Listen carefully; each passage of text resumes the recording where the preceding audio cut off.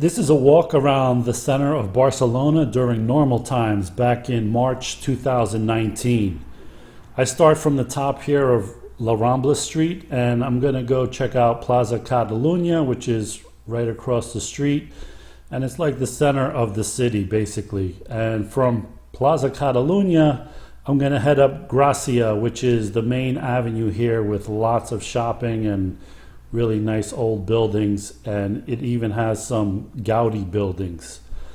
There's a lot going on here with a lot of tourists coming through here, and one strange thing about Catalunya Plaza is all these people posing with pigeons and letting the pigeons land on their hands, their heads.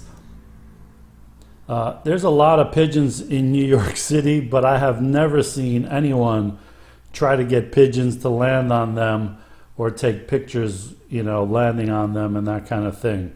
In New York, we even call them rats with wings because most people consider them to be really dirty and filled with diseases. So I wonder if when things get back to normal in Barcelona, will people still be eager to let these birds land on them? I think they might be a little more cautious going forward. Who knows? Anyway, take this walk with me up Gracia, where I will end up at the Gaudi building that is under renovation right now. So let's go take a look.